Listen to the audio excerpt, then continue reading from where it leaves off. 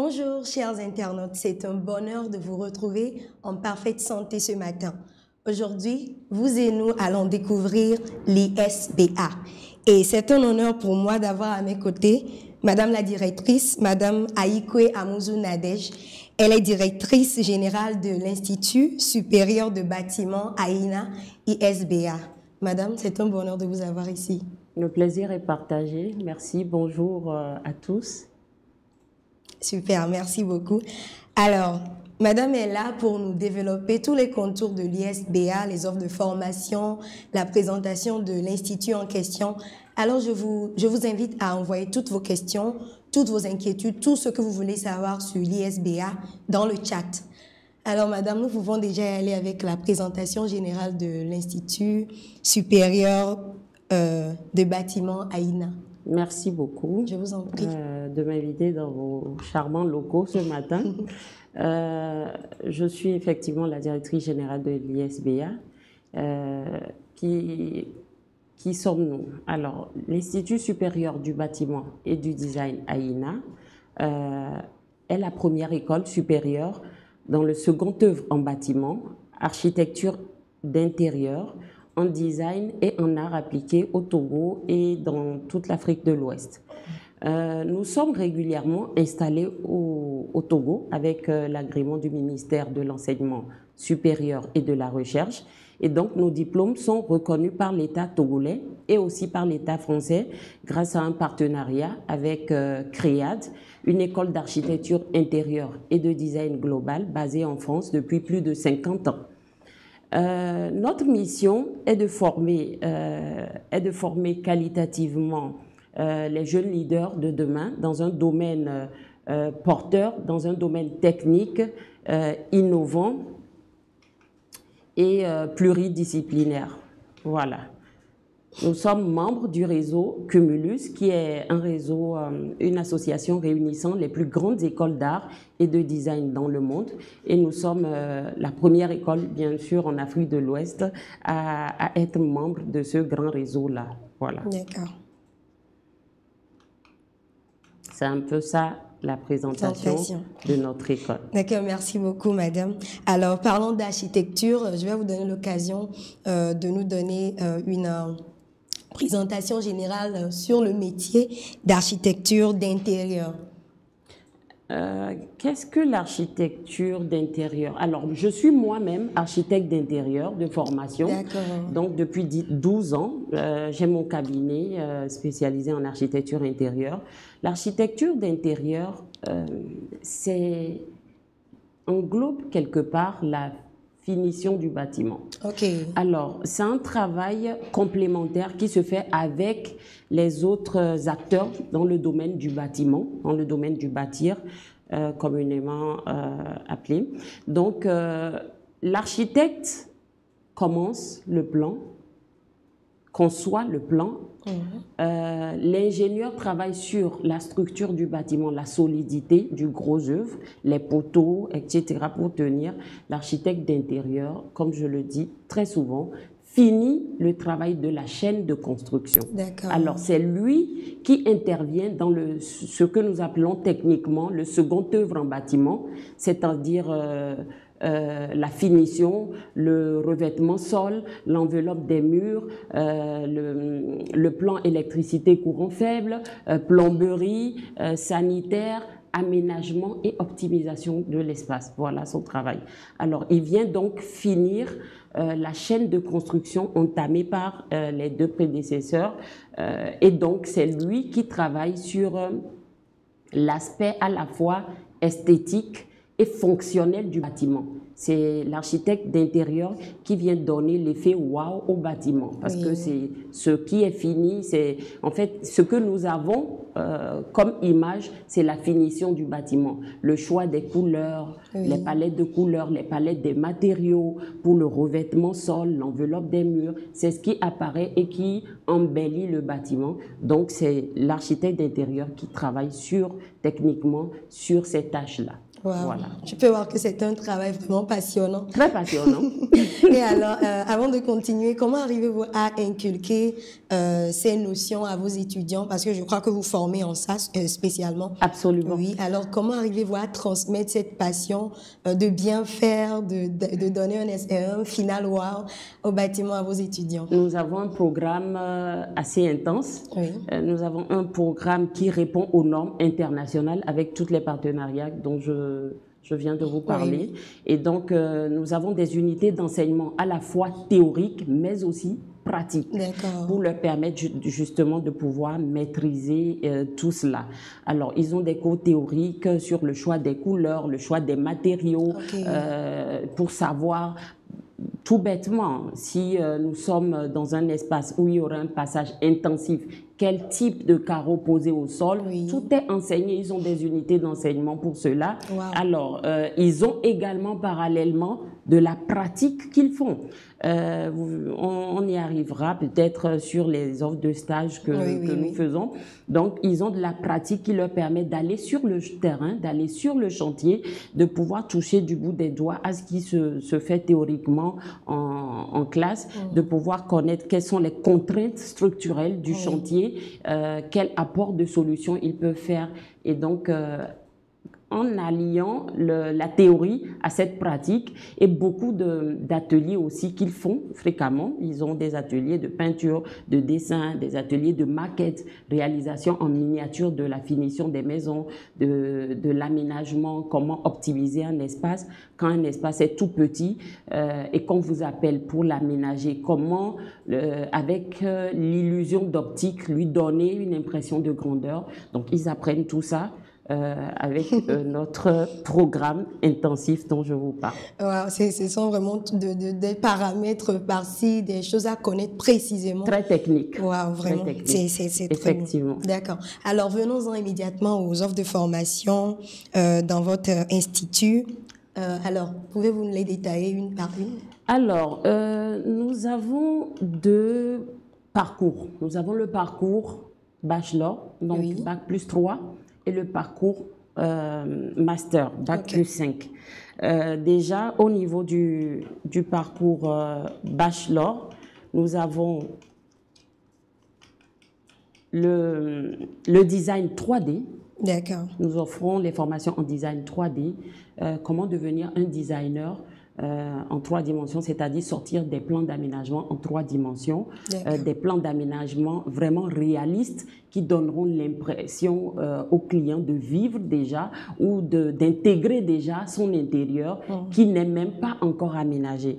Alors nous offrons également la formation dans le design graphique, comment devenir un bon graphiste, dans le design d'espace, donc l'aménagement de tout espace, que ce soit l'espace intérieur comme paysager.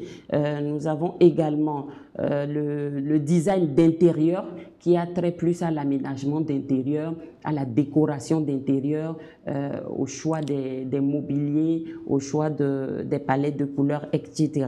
Nous offrons également une formation en scénographie, donc scénographie de luxe, comment aménager une scène. Peut-être la scène même sur laquelle nous sommes. Donc, ce plateau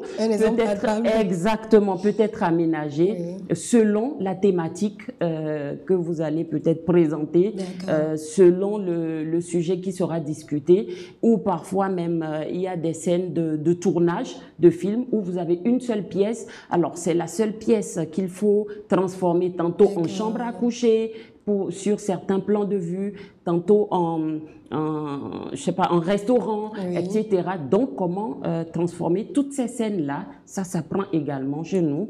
Et nous avons les formations en master, donc l'architecture intérieure et design, puisque c'est au bout d'un parcours de 5 ans, post-bac. Après votre bac, vous faites un parcours de 5 ans pour sortir architecte intérieur. Donc, je profite rapidement pour donner la différence entre le designer d'intérieur et l'architecte d'intérieur. Le designer d'intérieur, lui, il fait un parcours de 3 ans. post-bac. Après son bac, il fait 3 ans et il obtient sa licence en design d'intérieur. Donc, il pourra aménager un espace, il pourra décorer un espace, il pourra faire le choix des matériaux, des couleurs, de la luminosité, l'étude de la volumétrie, mais il ne pourra pas toucher à certaines tâches qui sont assez technique, comme le ferait l'architecte d'intérieur qui fait un parcours de 5 ans post-bac. Parce que l'architecte d'intérieur, lui, il aura des notions sur la technicité du bâtiment, il pourra faire la lecture des plans architectes, il pourra faire des rénovations de bâtiments peut-être en touchant aux murs, en décidant de supprimer des murs, de faire des ouvertures dans certains murs, parce que lui, il pourra connaître le mur qui est porteur du mur non porteur pour ne pas peut-être toucher à un mur qui va fragiliser le bâtiment. Donc, c'est la différence entre le designer d'intérieur qui fait un parcours de 3 ans post-bac et l'architecte d'intérieur qui poursuit jusqu'au bac plus 5. Et voilà, c'est un peu ça. D'accord, super. C'est vraiment passionnant, je le répète une fois. Très passionnant. Et cela m'amène à une question. Est-ce que n'importe qui peut se positionner, vouloir choisir ce parcours, ou bien il faudra vraiment un degré de créativité? Alors, chez nous particulièrement, nous n'avons pas trop de prérequis parce que nous avons essayé d'adapter la formation aux réalités africaines. Sous d'autres cieux, je ne vous cache pas qu'il faut avoir un bac en bâtiment, il faut faire la série scientifique, etc. Mais ce que nous avons essayé de faire, c'est de faire de notre première année. Quand vous intégrez, vous êtes admis à ISBA, la toute première année que vous allez faire avec nous, c'est ce que nous appelons l'année préparatoire. Alors, cette année nous permet de niveler l'étudiant pour le mettre vraiment à niveau avant qu'il ne passe en deuxième année. Et donc, cela fait que nous ne sommes pas très regardants sur les séries.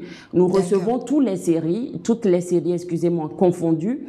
Mais nous avons une procédure d'admission au sein de l'Institut, bien entendu, qui se fait tout d'abord avec un entretien d'admission. Un entretien d'admission avec une équipe pédagogique assez spécialisée dans le domaine pour pouvoir savoir que l'étudiant s'est orienté vers le bon domaine parce que c'est un domaine assez technique. Il ne faudra pas venir juste parce qu'on trouve beau ou la présentation est belle. Je dis souvent que le bâtiment, c'est un domaine de rigueur.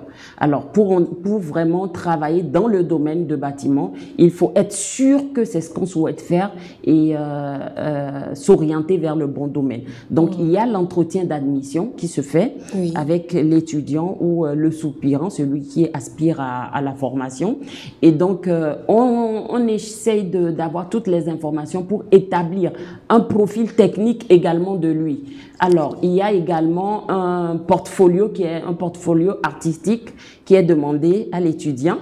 C'est-à-dire des dessins à main levée, s'il est manuel, des créations qu'il a l'habitude de faire, peut-être des bricolages, des recyclages, tout dépend.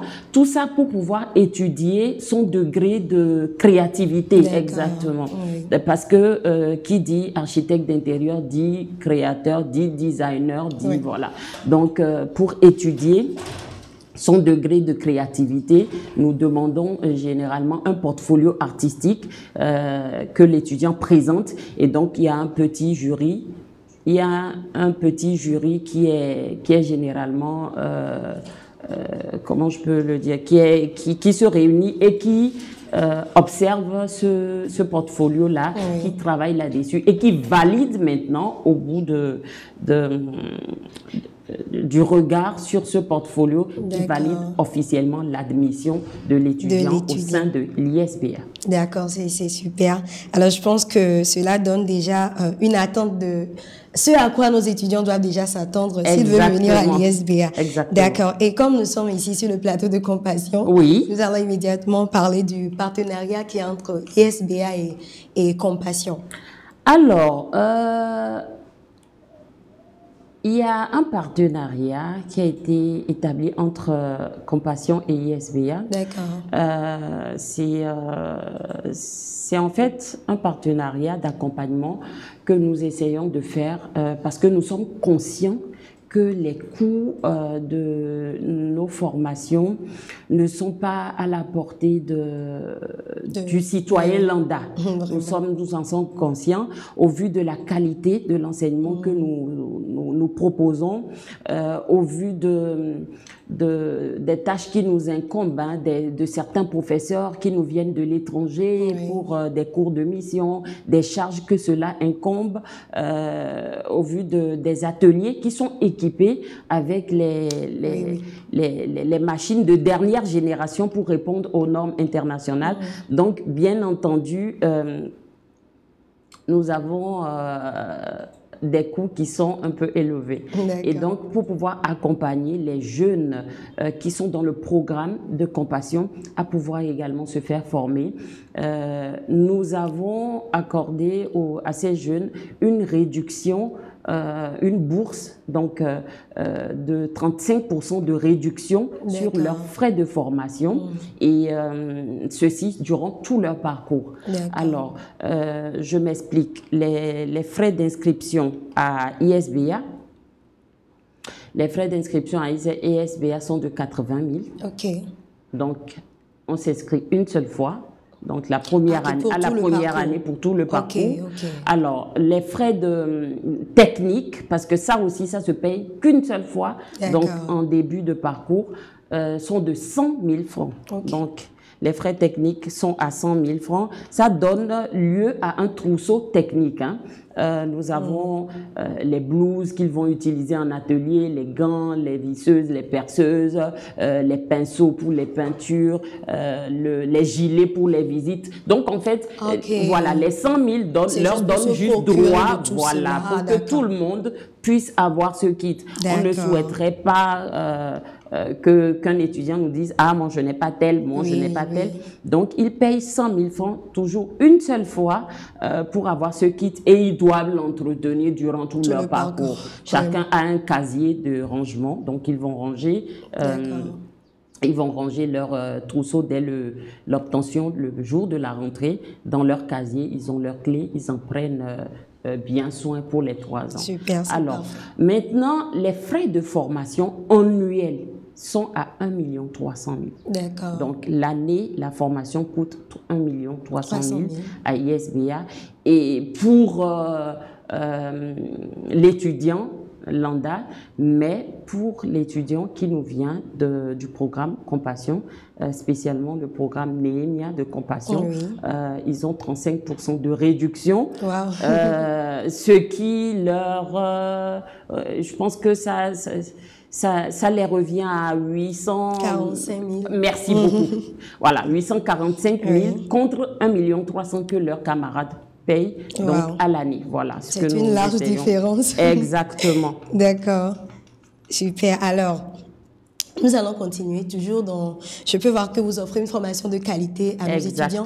Et vous avez parlé de théorie et de pratique. Y a-t-il des offres de stage aux étudiants pour qu'ils aillent être en contact avec le monde professionnel et savoir à quoi s'attendre? Bien entendu. Alors, nous avons beaucoup de pratiques que nous faisons, comme je vous le dis. Ils ont un volume horaire assez intense en pratique dans beaucoup d'unités d'enseignement. Donc, déjà, avant même de parler de ces stages, je vous explique un peu ce à quoi ces volumes horaires servent. Chaque année, qui dit rentrée académique à ISBA, dit exposition à SBA. Donc, ISBA fait chaque année donc 3 à 5 journées d'exposition. Donc, c'est des journées portes ouvertes où nous ouvrons nos portes à tout le public pour qu'ils puissent découvrir déjà les créations, les œuvres de nos étudiants à mi-parcours. Donc, ça veut dire que tout ce qu'ils conçoivent en atelier, lors de la pratique, vous allez le voir, hein, je ne sais pas si mon écran s'affiche avec vous, enfin, chez vous. Donc, vous allez voir les dessins, ils font des ateliers de menuiserie, des ateliers de dessin d'art, des ateliers de peinture, des ateliers de maquettes, etc. Donc, tout ce qu'ils conçoivent est présenté au grand public lors de nos journées d'exposition que nous appelons ISBA Expo. Donc, que nous appelons ISBA Expo. Nous en avons eu déjà 3 éditions, nous sommes à la 4e édition. Également, nous offrons des stages. L'école se permet d'offrir chaque année, à chaque promotion, aux 10 premiers des promotions, un stage rémunéré d'ailleurs, donc aux 10 premiers de chaque promotion, et également pouvoir les appeler sur des stages de mission. Je me rappelle d'ailleurs, je ne sais pas si je dois avoir... Voilà les images que je vous présente là. Alors, que nous avons eu des projets pilotés par nos étudiants, même au sein de Compassion Internationale, du siège de Compassion Internationale. Je reconnais cette image. Exactement. Alors, ça, c'était les étudiants de la 2e année qui ont été sollicités sur ce projet-là et qui ont piloté de bout en bout le projet. Quand je dis de bout en bout, les propositions ont été faites par les étudiants. La présentation à votre, je peux dire, au groupe décideur a été faite par les étudiants eux-mêmes, les modifications et maintenant le suivi du chantier de bout en bout a été fait également par les étudiants. Donc ça fait partie de leur parcours, ça fait partie intégrante et donc je pense que pour avoir l'avis, ça revient... au premier responsable de Compassion de dire si les étudiants étaient efficaces ou pas. Évidemment. Mais j'ose croire que oui, puisque c'était sous le regard attentif de l'équipe pédagogique que tout cela a été fait. Donc, ils ont des stages pratiques comme cela, c'est-à-dire des stages qui se font au sein du cabinet, puisque j'ai mon cabinet, comme je vous dis, depuis 12 ans. Donc, le cabinet AINA offre systématiquement aux 10 premiers. Donc, il faut se battre pour faire partie des meilleurs. Exactement. Un stage chaque année, pendant les vacances, un stage de 1 mois. D'accord. Donc, qui est rémunéré. Et voilà un peu ce que nous faisons. Voilà, si je peux me permettre. Bien sûr, sur votre écran, ça affichera les journées d'exposition. Ça, je pense que c'est les images de la 2e édition. Oui. Vous allez remarquer que nous avons reçu des officiels, les officiels du pays qui sont venus, les ambassadeurs étaient là, d'autres étaient représentés. Voilà les étudiants eux-mêmes qui ont pris le micro pour pouvoir présenter dans leur stand, parce que chacun a son stand, chaque classe a son stand, pour défendre le projet qu'il a eu à travailler. Et donc tout ça les prépare d'ores et déjà à la vie professionnelle. Vous voyez, parce que nous sommes dans un domaine technique, comme je le répète depuis le début de cette émission, et nous nous sommes dit qu'il est très important que les étudiants aient certes des notions théoriques, mais aussi assez de pratique pour leur permettre, au terme de leur formation, de pouvoir déjà entamer quelque chose. Parce qu'avec nous, ce n'est pas faire la formation et finir, aller rejoindre forcément une structure. Si vous voulez travailler pour une structure dans le domaine du bâtiment, bien sûr, vous pouvez rejoindre des équipes, mais nous les formons, nous, plutôt à l'auto-emploi. Voilà, ils ont des cours d'entrepreneuriat, de gestion sociétale d'entreprise qui leur sont donnés durant leur parcours pour leur permettre, au terme de leur formation, de pouvoir même déjà, depuis le salon de papa et maman, travailler. Voilà, parce que ce travail, on n'est pas obligé d'avoir un local et les charges fixes pour le faire. Et il suffit d'avoir son ordinateur, il suffit d'avoir les logiciels installés par l'école sur l'ordinateur et on peut dessiner ces plans d'aménagement en 3 dimensions.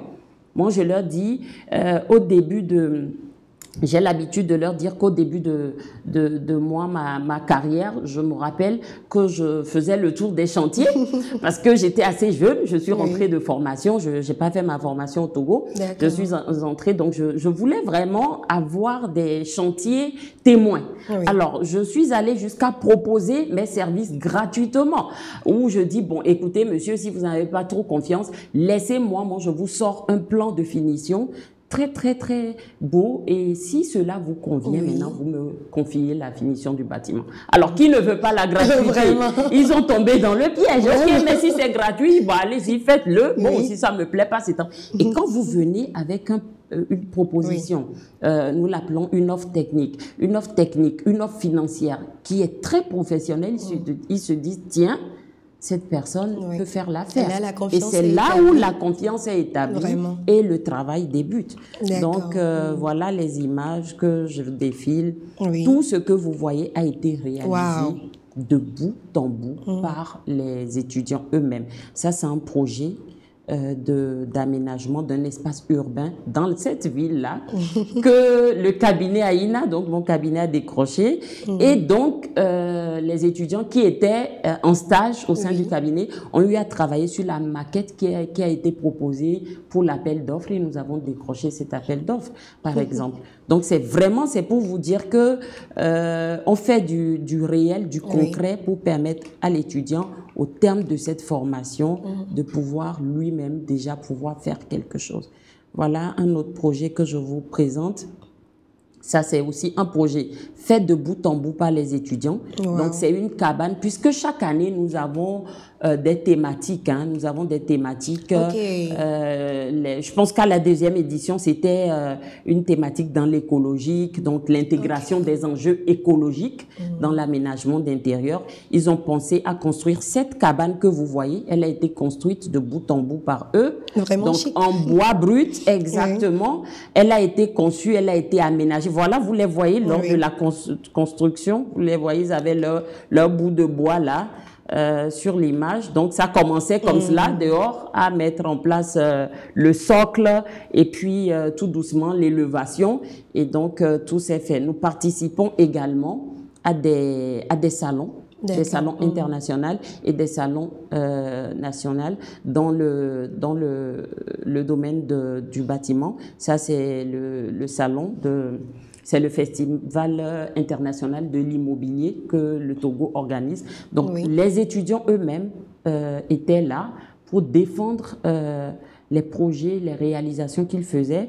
Et là, ils étaient avec le ministre de l'urbanisme de l'époque, je pense il y a 2 ans. Et donc, le ministre était très intéressé par le débat.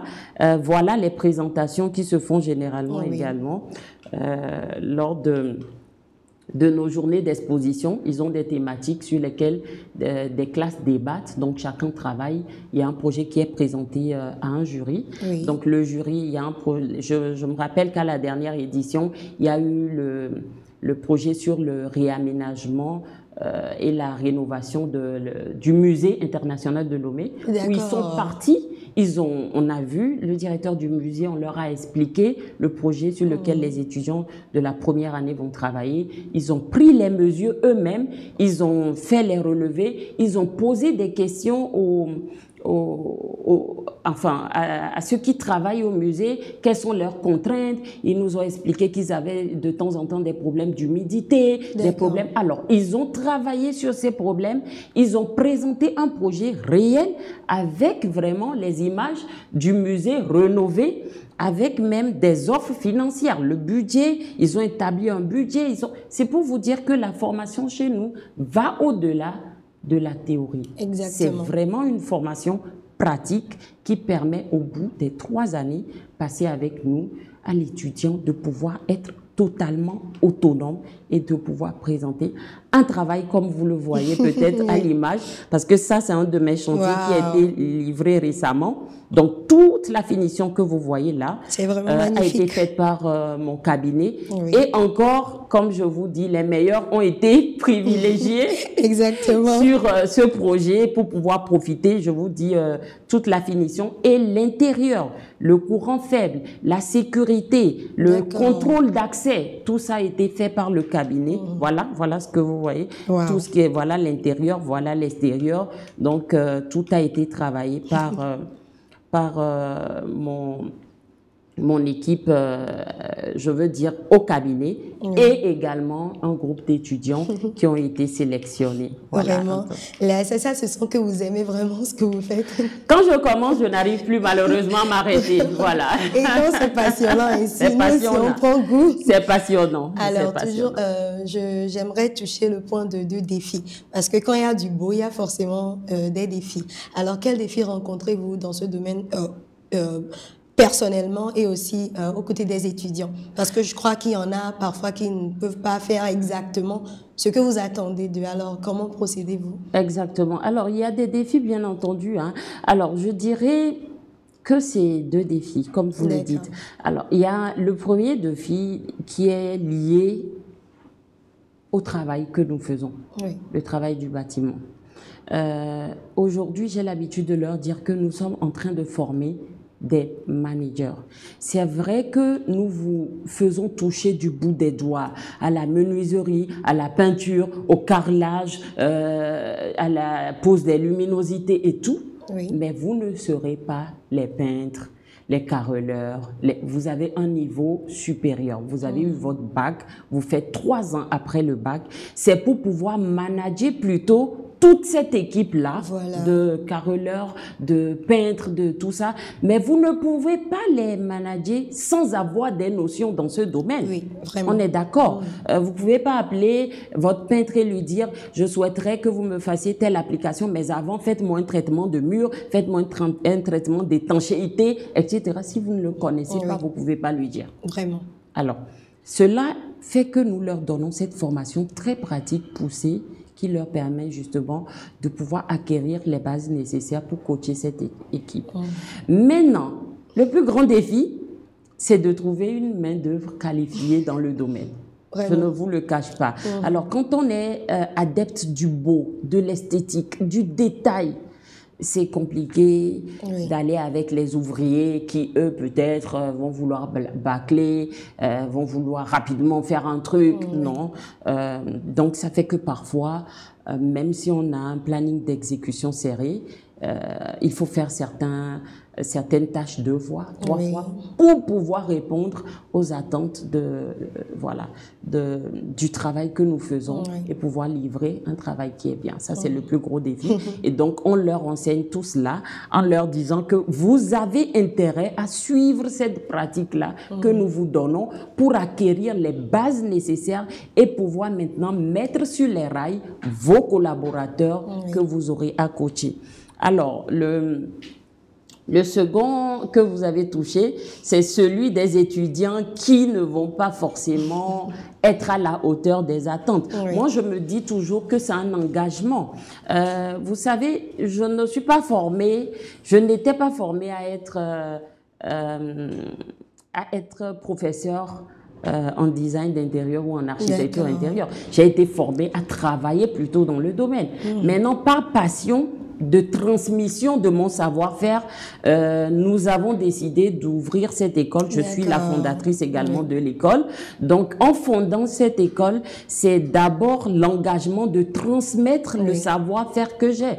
Parce que je me suis dit, si tous les étudiants doivent aller loin, comme moi je l'ai fait en Europe, et payer ces montants monstrueux de plusieurs millions par an, pour pouvoir se faire former, ce n'est pas tout le monde qui aura cette possibilité. Donc, on s'est dit, je vais transmettre ce savoir, c'est ma vision, c'est ma mission de transmettre ce savoir-là aux générations futures qui pourront eux aussi faire perdurer ce métier-là. D'accord. Donc, étant donné que c'est d'abord une passion de transmettre, quel que soit le niveau de l'étudiant, quelles que soient les lacunes qu'il présente, avec cette passion-là de transmettre, nous les accompagnons avec un suivi pédagogique personnalisé. D'accord. Voilà pourquoi je vous disais tantôt que nous établissons un profil technique dès l'entrée de l'école.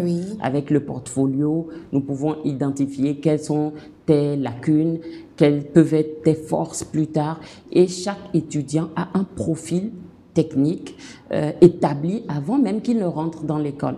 Et donc, lors des réunions avec l'équipe pédagogique, les professeurs surtout, on essaye de dire à ceux qui doivent vraiment être regardant sur tel élève, voilà, dans cette matière, il faut vraiment l'accompagner dans telle autre. Nous n'hésitons même pas à faire des cours extra scolaires, donc en plus à leur faire des heures extra scolaires pour pouvoir les samedis, on les emmène à pouvoir être à niveau. D'accord, parfait. Ouais. Alors, nous allons parler maintenant des débouchés. Parce que nous avions déjà parlé des offres de formation. Exactement. Alors, un étudiant qui aimerait venir étudier à ISBA, que deviendra-t-il? Alors, un étudiant qui veut étudier plutôt à ISBA, il a plusieurs opportunités de déboucher. Donc, déjà, il sort architecte intérieur, je vous l'avais dit, au bout de 5 ans. Ça, j'ai expliqué ce qu'est un architecte intérieur. Ou bien, au bout de 3 ans, il sort designer d'intérieur, je l'ai également expliqué. Alors, il peut également sortir designer produit. C'est ceux qui conçoivent, par exemple, on a un type de designer produit, c'est le designer mobilier. Vous savez, les mobiliers qu'on expose dans vos galeries, c'est quelqu'un qui les pense, c'est quelqu'un qui les crée d'abord et d'autres exécutent maintenant et on les présente. Alors, oui, voilà, exactement.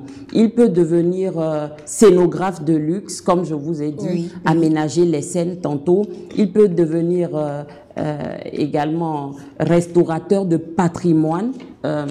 C'est-à-dire il peut exercer dans la rénovation du bâtiment, parce que pour rénover un bâtiment, être restaurateur de patrimoine, ça peut être un patrimoine culturel, comme ils ont travaillé sur le musée par exemple, c'est ça, on les forme également à ça. Ça peut être aussi un patrimoine privé. Donc rénover un patrimoine, c'est lui donner un coup de neuf, tout en laissant toujours la signature ancienne qu'il avait. Donc voilà, donc tout ça, ça s'apprend. Il peut devenir un designer graphiste, donc il sort un graphiste. Il peut devenir même un peintre dessinateur, parce qu'ils ont beaucoup de volumes horaires dans la peinture. Il peut devenir un planeur dans le domaine, enfin, on les appelle généralement aussi les directeurs artistiques. Alors voilà, il peut sortir un directeur artistique parce qu'il a le regard artistique. Il pourra donner son point de vue sur comment améliorer une entreprise d'un point de vue stratégique, marketing, etc. Il peut devenir paysagiste. Si sa spécialisation, on en a d'ailleurs qui se démarquent dès maintenant par l'aménagement de l'extérieur. Ils sont plus portés vers l'extérieur, le paysage. Je vous montrais ce projet d'aménagement urbain que nous avons gagné. C'est pas un projet d'intérieur, c'est un projet urbain. Donc, comment aménager la ville, comment sortir des espaces verts, comment travailler sur ces espaces verts, c'est ce qu'on appelle le paysage, le paysagiste. Donc, ils peuvent devenir décorateurs de plateaux, ils peuvent devenir designers d'architecture commerciale dans les grands magasins de vente de mobilier. C'est eux les premiers conseillers, etc. Donc, voilà, ils ont vraiment beaucoup de possibilités, parce que c'est une étude qui est pluridisciplinaire. Vous avez beaucoup de disciplines dans ce parcours-là, et donc toutes ces disciplines peuvent être exercées comme métier. D'accord. Parfait. Alors, j'ai une autre question toujours qui touche votre passion. Allez-y. Si vous avez fini, bien sûr. Avec grand plaisir. D'accord. Alors, selon vous, qu'est-ce qui est attirant dans ce domaine de design, de vouloir, comment on dit, parfaire le beau? Je ne sais pas, qu'est-ce qui peut attirer les jeunes vers ce domaine, ou bien, si non, je peux le moi, dire comme ça. Je vais leur dire que c'est d'abord le marché qui les attend. D'accord, oui. C'est le marché qui les attend. Moi, je suis désolée, mais je ne suis plus adepte. Je suis une mère de 3 garçons. Je ne suis plus adepte du parcours classique. D'accord. Alors, s'il faut faire un parcours classique qui me réduit à aller écrire « j'ai l'honneur de venir respectueusement » et donc on va aller classer mon « j'ai l'honneur » dans un tiroir et puis c'est mort, je préfère aller vers un parcours technique, pratique, qui me rassure qu'au terme de ça, malgré mon niveau social, malgré que je ne connais pas beaucoup de personnes qui vont me recommander, ben, tranquillement, je peux avec mon ordinateur proposer mes services. Je peux peut-être avec mon coup de pinceau faire mes dessins et faire des expositions. Vous voyez un peu? Donc, il y a ce marché qui est là et qui n'attend que eux, qui sont formés, qui n'attend que des gens formés dans le domaine. Et donc, je pense que c'est la première raison qui devait les amener, c'est-à-dire oser quitter ce parcours classique qui fait trop de diplômés pour pas grande option de travail que d'aller sur un parcours pratique qui leur permet au terme de pouvoir eux-mêmes créer de l'emploi. Non seulement eux-mêmes, ils ont à manger, mais ils créent de l'emploi et ils peuvent aussi permettre à d'autres personnes de manger. Donc, il y a cette assurance qui est là. Nous pouvons voir le boom immobilier qui se passe. Aujourd'hui, on est d'accord qu'il y a des cités, cité Mokpokpo, cité Renaissance, cité. N'oubliez pas que quand on parle d'un projet immobilier, il y a ce profil-là qui travaille forcément. Beaucoup de personnes l'ignorent, ne le savent pas, mais pour qu'un architecte puisse faire son offre technique, il a besoin du profil, soit du designer d'intérieur ou de l'architecte d'intérieur, pour venir aussi faire son expertise et proposer une offre globale. D'accord. Ce n'est pas, beaucoup pensent que si l'architecte propose une offre, c'est lui qui fait de bout en bout. Non, l'architecte conçoit le plan, il consulte l'ingénieur en bâtiment qui lui dit, ah, pour ton plan, il va nous falloir tel poteau, telle dalle, tel ferrage, tel, voilà. Donc, il note, il consulte le spécialiste dans la finition du bâtiment qui dit, pour ce bâtiment, il nous faut, puisque c'est un passage intensif, beaucoup de personnes vont rentrer là-bas, le carreau qu'on doit mettre, c'est telle texture qu'il faut, la luminosité, elle doit être portée vers telle. Vous ignorez qu'au sein d'un cabinet d'architecture, on a tous ces profils-là. Vraiment. Alors, donc, il y a de la demande. Et moi, je peux dire, je le dis aisément, au Togo, nous avons une grande école qui forme en architecture. Nous avons d'autres qui forment des assistants d'architectes. Nous avons beaucoup d'écoles qui forment des ingénieurs aussi en bâtiment. Nous n'avons aucune, à part ISBA, qui forme dans la finition du bâtiment.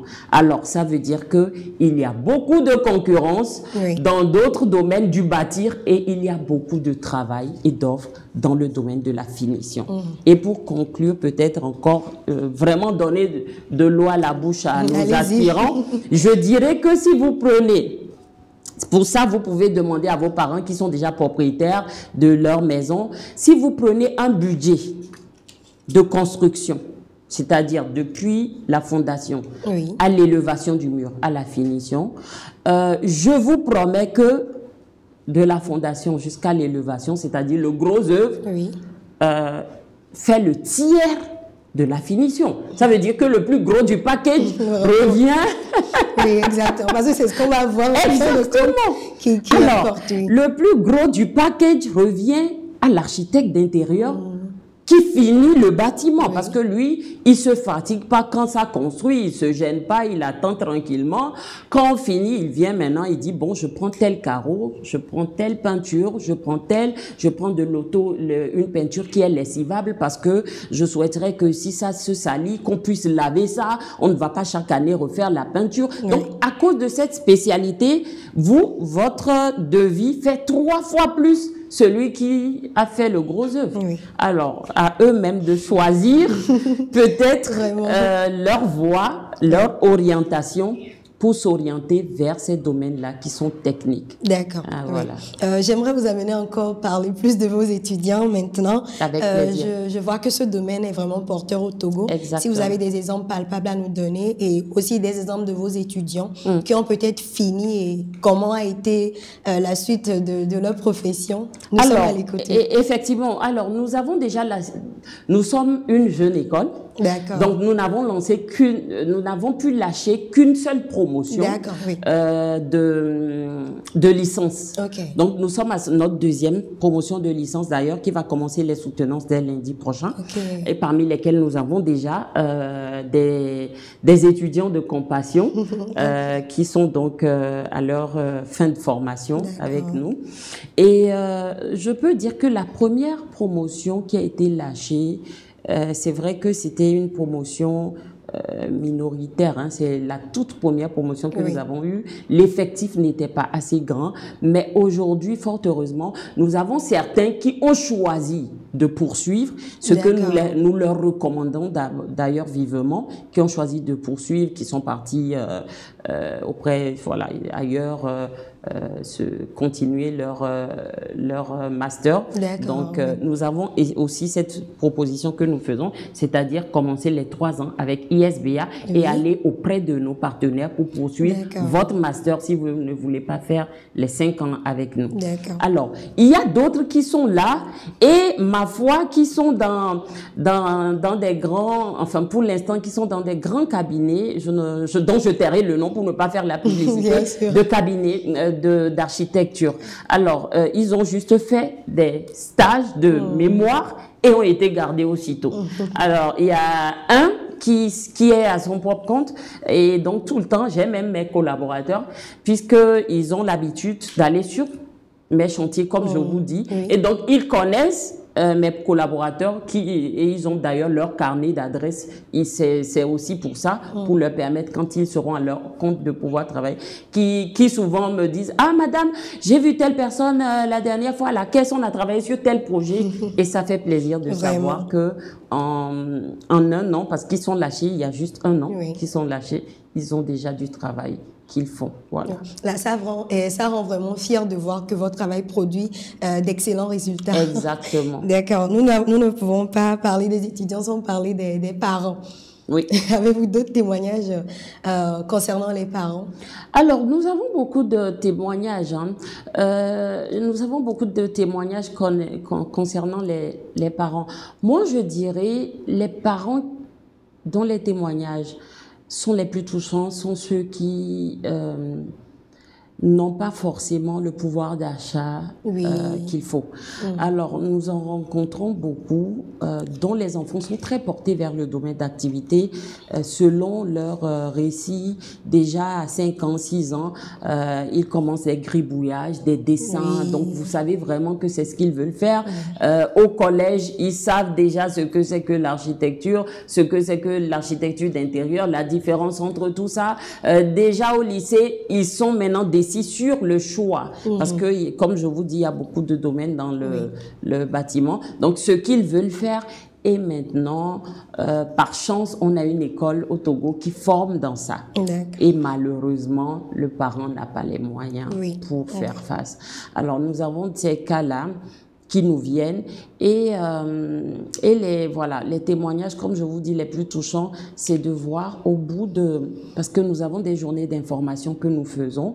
D'ailleurs, nous allons aussi en proposer aux étudiants aux bacheliers de compassion. Nous espérons que vous serez nombreux à nous recevoir, à nous rejoindre plutôt à ISBA. C'est des journées portes ouvertes où nous expliquons vraiment ce que c'est que de se mettre dans la peau de l'étudiant chez nous. Alors, ils ont même des contacts directs avec nos étudiants qui leur expliquent leur parcours et leur vécu au quotidien. Ils ont toutes les informations sur les offres de formation que nous faisons. Et donc, généralement, nous en faisons chaque samedi, quand les vacances commencent. Et nous avons beaucoup de bacheliers qui viennent et qui participent. Au terme même, nous faisons de petits ateliers immersifs où ils se permettent de faire des planches tendances, de créer, de nous laisser des souvenirs. Et quand ils viennent participer et qu'ils partent, ils ne lâchent plus leurs parents parce qu'ils ont l'assurance que c'est vraiment le métier qu'ils veulent faire. Et le témoignage, c'est vraiment je peux dire l'entretien avec ses parents qui vous expliquent leur réalité, qui vous expliquent également l'envie de leurs enfants et qui au terme, arrivent à trouver le juste milieu, c'est-à-dire malgré les difficultés, faire l'effort de pouvoir accompagner leurs enfants dans leur choix. Ça, c'est un chapeau que je veux tirer aux parents togolais. C'est très touchant de savoir que le Togolais, même qu'il n'est pas nanti malgré son niveau, est prêt à accompagner son enfant parce que c'est ce qu'il a choisi. Et nous avons nous avons des parents qui sont mécaniciens, nous avons des parents qui sont menuisiers, donc c'est pour vous dire que ils sont quand même prêts malgré tout ça parfois à aller faire des prêts pour accompagner leurs enfants. Parce qu'ils ont aussi au bout de ces journées d'information, parce que les parents viennent parfois suivre tout ça, ils ont l'assurance que au terme de ce sacrifice financier qu'ils sont en train de faire, rapidement leurs enfants ne traîneront pas à rentrer dans les fonds et peut-être à les soulager aussi. D'accord, c'est super, c'est vraiment très touchant. Exactement. Vous venez justement de toucher l'orientation scolaire, c'était la question que je voulais vous adresser prochainement. Si vous pouvez revenir encore un peu plus sur ça, vous organisez pendant les vacances des orientations scolaires. Exactement. Nous avons des journées d'orientation, des journées d'information, des journées portes ouvertes que nous faisons pendant les vacances pour permettre au public, donc que ce soit aux bacheliers, à ses parents, à tout le monde, de pouvoir mieux apprendre sur notre école, sur les partenariats, sur les débouchés, de pouvoir aussi poser les questions sur les zones d'ombre qu'ils ont, de pouvoir également rentrer en contact avec nos étudiants parce que ces journées sont plus animés par les étudiants. C'est eux qui animent, c'est eux qui font la présentation, c'est eux qui expliquent. Donc, ils sont vraiment en étroite en collaboration, sinon en contact étroit avec l'étudiant lui-même qui est déjà au sein de l'école. Je me dis souvent, ils sont plus rassurés d'avoir les informations de leurs aînés et de se dire, ah, lui, il est déjà là-bas, donc s'il me dit ça, c'est que c'est vrai. Donc, c'est des journées que nous faisons et généralement que nous proposons aux jeunes qui sont dans le programme de compassion. Et donc, nous sommes actuellement en plein échange avec l'équipe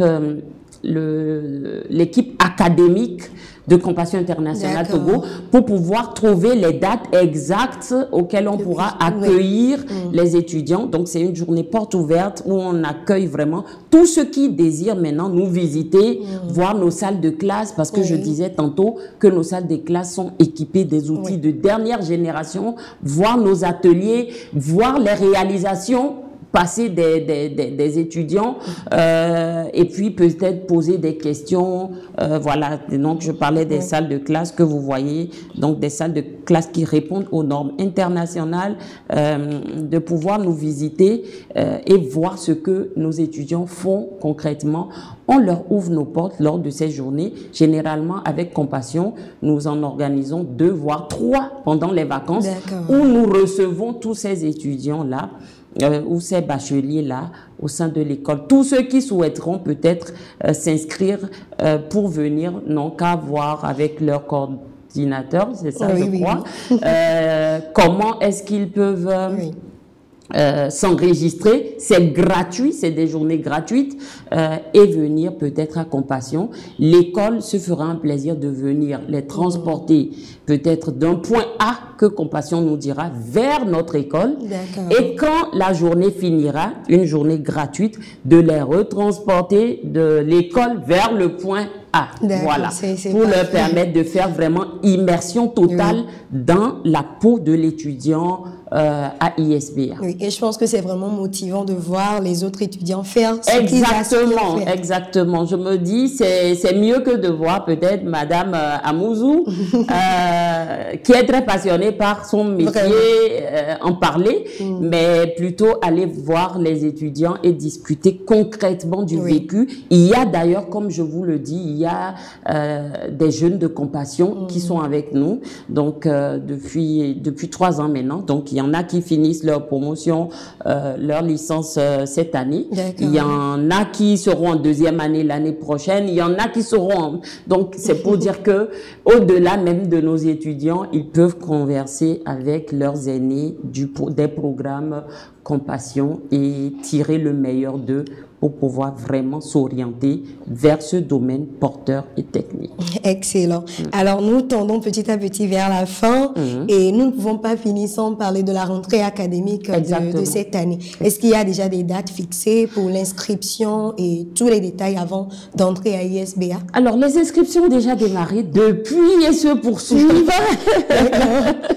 Les inscriptions ont déjà démarré et se poursuivent.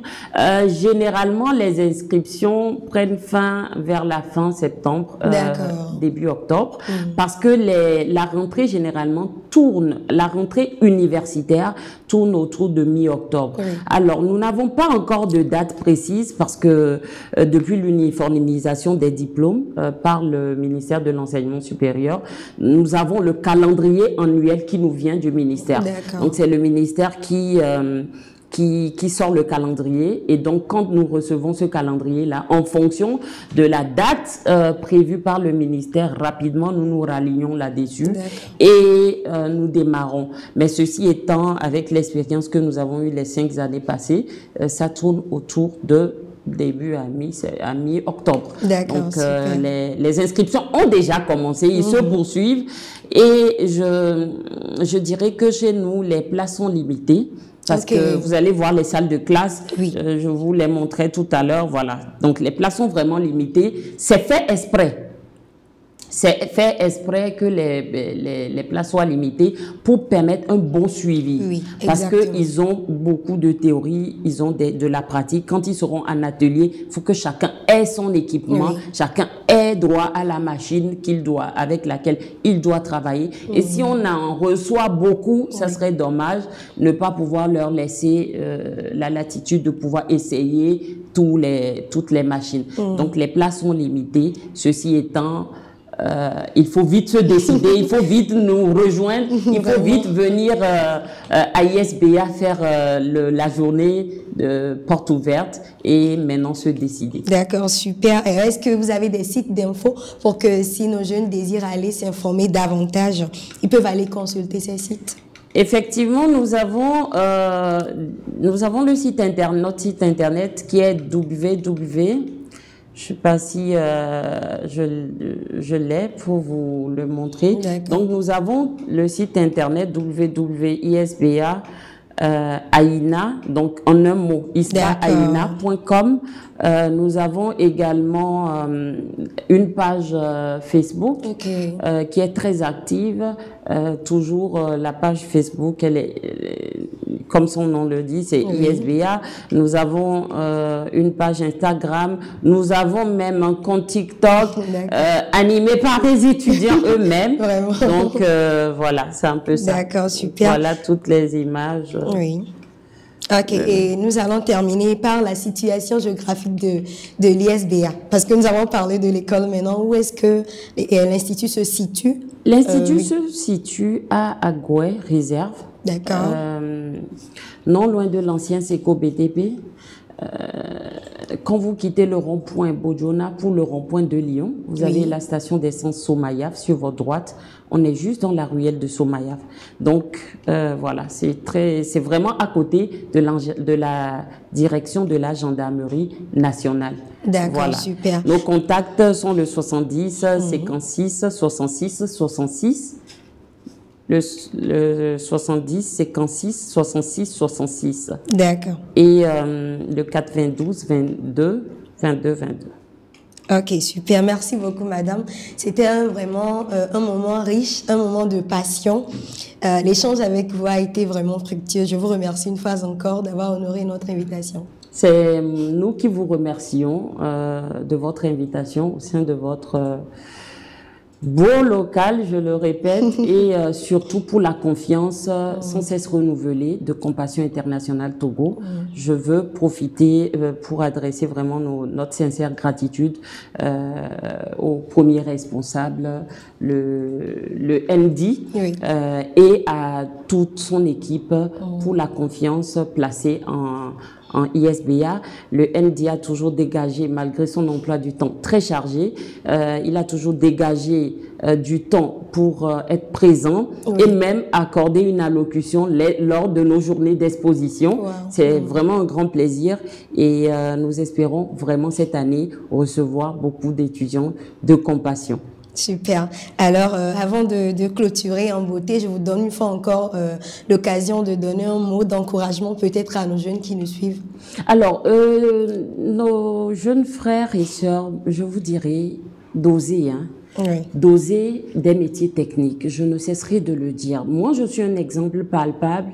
Alors, je ne peux que vous inciter à quitter ou à abandonner un tout petit peu le classique. Oui. Nous en avons trop et nous avons tous vu et nous sommes conscients du résultat.